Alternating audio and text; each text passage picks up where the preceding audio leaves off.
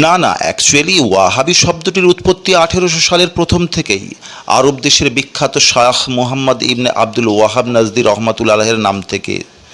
এই ওয়াহাবি শব্দের মূল অর্থ হলো নবজাগরণ।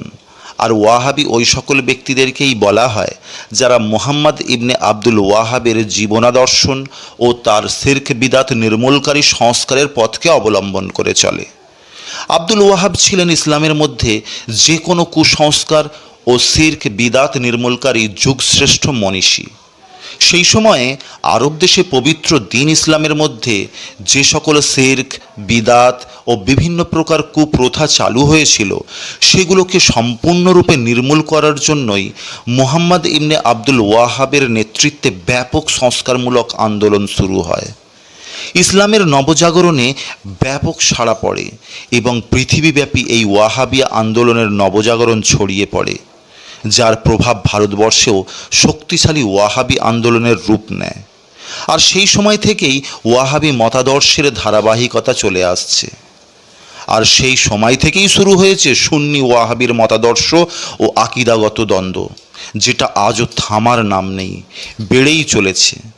কে সুন্নি কে ওয়াহাবি, তর্ক বিতর্কের ঝড়, নিজেদের মধ্যেই দলাদলি। মুহাম্মদ ইবনে আব্দুল ওয়াহাব সেই সময়ে বহু কিতাবও রচনা করেছিলেন, যার মধ্যে সাড়া জাগানো কিতাব ছিল কিতাবুত তাওহীদ। আমাদের বর্তমান সমাজে বিশেষ করে সুন্নি মতাদর্শের আলেম মাওলানা ও সাধারণ মানুষদের অভিযোগ হলো শেখ মুহাম্মদ ইবনে আব্দুল ওয়াহাব কবর পূজা, মিনার পূজা ও পাথর পূজা বন্ধ করে দিয়েছেন। রাস্তার ধারে ধারে মাজারে নজর নেওয়াজ, হাদিয়া তোফা, ফুলসিন্নি, মাজারের গাছে ধাগা বাঁধা মান্যত করা, গাছের চারপাশে ঘোরপাক খাওয়া সম্পূর্ণ নিষেধ করে দিয়েছেন। গায়রুল্লাহর নামে জবাইকৃত পশু ও ইসলাম বহির্ভূত রীতি রেওয়াজ হারাম করেছেন। আল্লাহ ছাড়া কোনো আউলিয়ার নিকট সাহায্য চাওয়া ও প্রার্থনা করাকেও হারাম ঘোষণা করেছেন।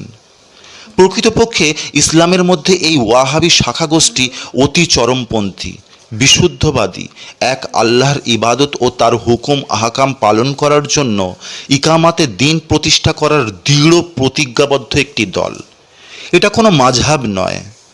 বর্তমানে বিশ্বের বিভিন্ন দেশে ওয়াহাবি গোষ্ঠীর সংখ্যা ব্যাপক প্রসার লাভ করেছে। সৌদি আরবে প্রায় 24%, কাতারে 47%, কুয়েতে আছে 4%। এছাড়াও সংযুক্ত আরব আমিরাত, নজদ, শারজা, এমনকি ভারতীয় উপমহাদেশগুলোতেও ব্যাপক বিস্তার লাভ করেছে।